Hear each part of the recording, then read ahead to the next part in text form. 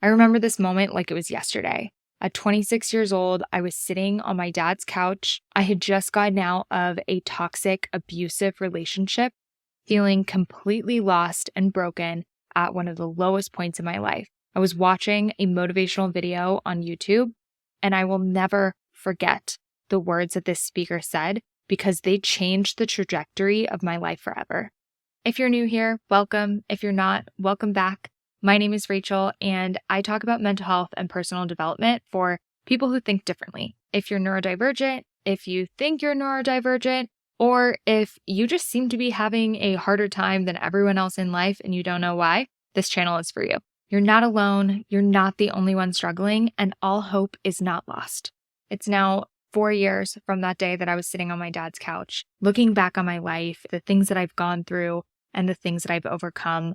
I am honestly in disbelief at where I'm at today. It almost feels like that person that was struggling 4 years ago is a completely different person than who I am today. And you can get to that point too. I know if you're in the thick of it right now, it can feel like that future is so far away, but it is possible. It is possible to live a happy and fulfilling life that you don't have to struggle to get through every single day. So in this video, I'm going to share the 5 mental shifts that I had to make that helped me get to where I am today. And I'm going to share those words that I heard 4 years ago that completely changed my perspective and changed my life forever. So let's get into it. Number 1, I had to stop letting fear hold me back. I've learned that the wrong action is better than inaction. When you're doing something that you really care about, there's always going to be fear involved. Fear is not a reason to stop doing something. Fear is an indication that you're doing something that you really care about. So if you're doing the stuff that's important to you, you're never going to be able to get rid of fear. The goal is not to get rid of it. The goal is to learn how to work with it. There's always going to be something to be afraid of on the path to getting and accomplishing things that you want. I have a motto now that if fear is the only reason I have not to do something, I do it anyways. Not letting fear hold you back and taking action even when you're afraid is really important to getting the things that you want out of life. The second mental shift is I got sick and tired of being sick and tired. I had every excuse in the world for why the situations I was in were other people's fault, why I should be mad at somebody else, why life wasn't fair, why things were harder for me than they were for other people. I was so stuck, feeling bad for myself, feeling like I didn't have control over my life or the things that were happening to me. I had to stop making excuses and start taking responsibility for myself. If you keep running into the same problems over and over again and having the same negative experiences over and over again, at some point, you have to stop blaming other people and stop blaming things outside of your control and start looking at yourself. You have to figure out what you are doing that is contributing to the problems that you have. This is not in an effort to assign blame, but it is in an effort to understand how your actions and your perspective contribute to the situations that you keep finding yourself in. If you keep having the same problem over and over again, there are probably patterns that you continue to repeat. Life is trying to teach you that lesson, and you just haven't figured it out yet because you keep blaming everyone else. You have to learn that your choices and your decision-making is putting you in these positions where you continue to have these negative experiences over and over again. So it's important to reflect on what is happening in these situations and understanding what you've done to contribute to them and choices that you could change in the future so that you don't get into that situation again. Number 3 is to learn to accept the things that you cannot change. Practice radical acceptance. This requires you to get really honest with yourself and get comfortable with the uncomfortable, objective truth. Because here's the thing, we can't go back and change the past. We can't change what other people have done to us or what they haven't given us or ways that we would have liked them to support us. We can't change any of the things that we've experienced in the past, but we can play the hand that we're dealt. If you ever played the card game Rummy, I was obsessed with that game growing up. I think it's the perfect analogy for life because it is a game of both luck and strategy. You can't control the hand that you're dealt, but your hand can change over time. We are playing this game of life. And yes, some of it is luck, but there is also strategy. We can't control the luck that we have or don't have, but we can absolutely control our strategy. If you started life with a crappy hand, the only option that you have is to accept it. We have to accept the hand that we're dealt and then play our hand. And if you have a great strategy, you can still win the game, even if you started out with a bad hand. But if you just sit there and you're pissed about the hand that you got, or you refuse to play, or you say, it's all hopeless, I don't even want to try, then yeah, you're not going to win and your hand isn't going to change. It's just going to get worse and worse. So you might as well accept the situation that you're in and come up with the best strategy to move from where you are.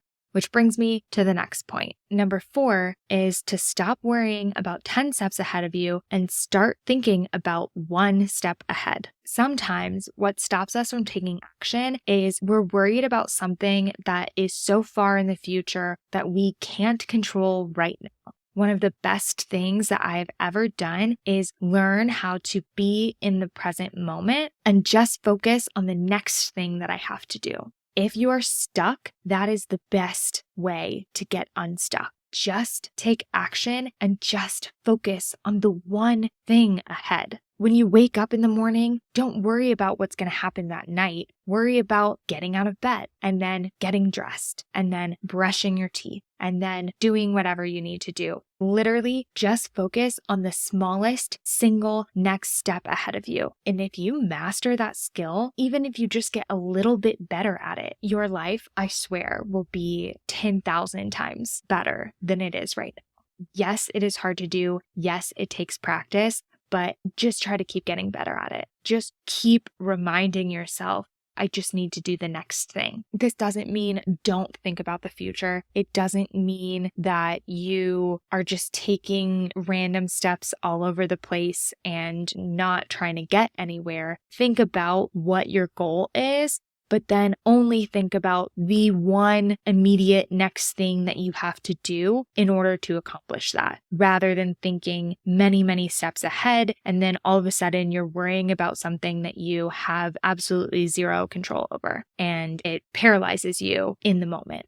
And the 5th mental shift that I had to make was to start playing offense rather than defense. Hopefully we're all familiar with what offense and defense is and what that means. Another way to think about it is being reactive versus being proactive. So when you're on defense, you're just blocking, you're taking things as they come, you are being reactive to what's happening in your environment. It's really important to shift from that defensive, reactive mode to a proactive, offensive mode. And that's when, like we talked about, you have a goal and you're focusing on the one next thing you need to do to get to that goal, and you're continuing to do that day after day. Part of switching from defense to offense is getting rid of distractions and the things that are taking you away from that goal. You got to simplify and minimize those things that are making you have to play defense. So I turned off all of the notifications on my phone because pop-ups and things happening on my phone were really distracting to me. I started protecting my time and my attention. I learned about boundaries. I realized I didn't have boundaries with myself